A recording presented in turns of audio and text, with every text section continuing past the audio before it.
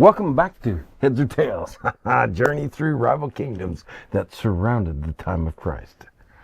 Each week we peel back the layers of power, politics, and promise to see the world that Jesus entered when he was born and to remember the real king is coming. Welcome back, family. Last time we looked closely at Herod the Great, the counterfeit king who ruled by fear and control. Today we move into what happens when two kingdoms collide. Herod's dynasty versus the reign of Christ. How do we tell the difference between a ruler who siphons life and a king who gives it? Today we're going to explore how the Herods became a cipher with an I for Roman power. Secondly, how Jesus became the cipher with a Y for God's mystery. Thirdly, what it means to live under the real king's rule today. Two kingdoms are on a collision course in the first century.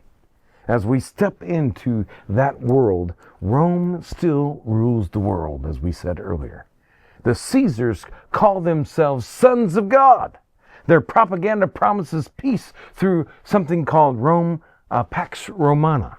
Pax Romana in Latin, which basically means peace through domination. Underneath that system, we meet Herod Antipas, one of Herod the Great's sons. He's not a true king either. He's a governor under Caesar's thumb. But he carries the family torch of insecurity and ambition. At the same time, Jesus of Nazareth begins to preach the arrival of God's kingdom, not built by force, but by faith. Not by conquest, but compassion. The clash is inevitable. Let's pause here on our title. We said it's a cipher versus God's cipher. Let's start with cipher, C-I, P-H-E-R. Cipher with an I is something that looks important but has no real power.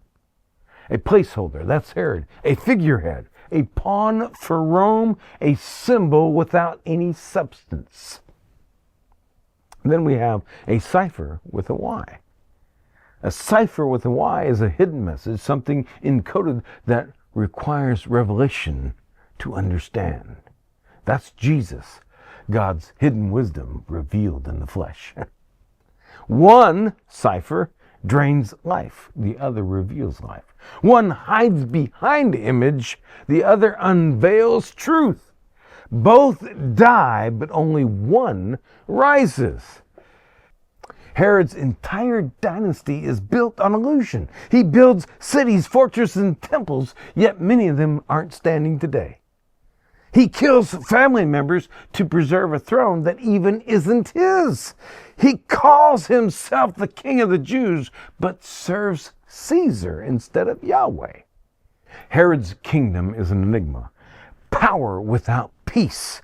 He's the living embodiment of Edom, the red clay lineage of Esau, who sold his birthright for a meal of red stew. Herod sells out his soul for Rome's approval.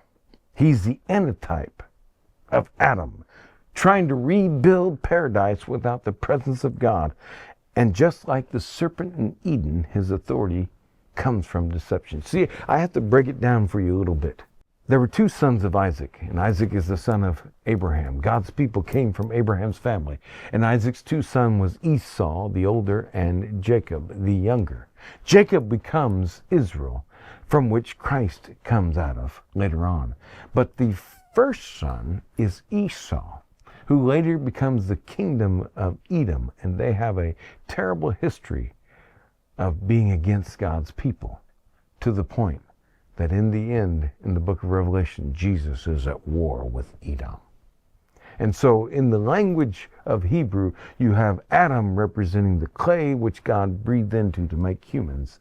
And then you have a very similar word in Edom that's just a slight change in pronunciation in Hebrew. And yet that deception is what separates these two people. And Herod came from Edom, while Jesus came from Judah, which is from Jacob. And Jesus is the true Israel. So now let's look at Jesus.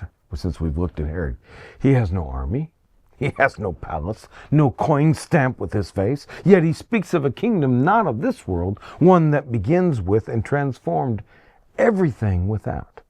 Where Herod controls, Jesus liberates. Where Herod builds monuments of stone, Jesus builds people and a kingdom out of living stones. Where Herod kills to stay in power, Jesus dies to give others life. This is the paradox of Advent. The real king doesn't come to conquer, he comes to redeem. He doesn't seize power, he surrenders for love. Therefore, we end up with two deaths and two legacies. Both Herod and Jesus die. But their endings couldn't be any more different. Herod dies diseased, eaten from within, surrounded by fear and false mourning. Jesus dies on a cross, mocked and stripped, yet forgiving the very ones who kill him. Herod's death marks the end of a dynasty. Jesus' death births a new humanity. Herod's tomb is sealed today in the Herodium. Jesus' tomb is empty.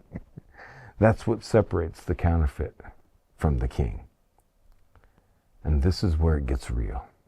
Each of us carries a little Herod inside, that urge to control, to secure, to prove we belong. But Advent reminds us we don't have to fight for a throne that isn't even ours. When we release control, we make space for God's cipher, his mystery. That's Christ in us, the hope of glory. The Herod spirit says, build bigger, shine brighter, protect your name. The Spirit of Christ says, abide in me, bear fruit that lasts.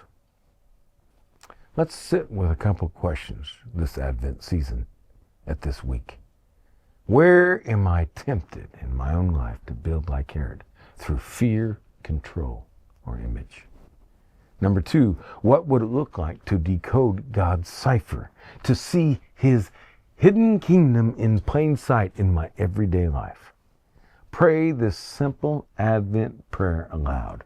King Jesus, reveal your kingdom in me. Help me surrender the false peace of control and receive the true peace of your rule. Let's do an Advent practice this week.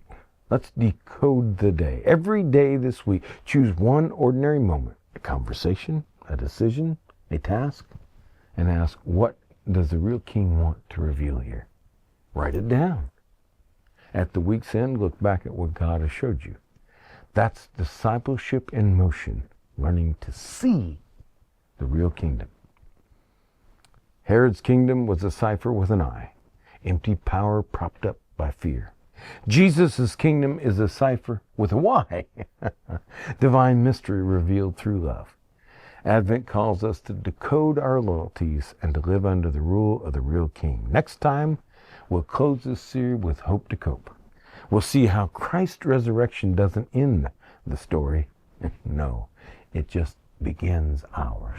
We'll discover how hope becomes our way of coping in a world still run by Herods. Until then, remember, the real king is coming, and his kingdom has no end.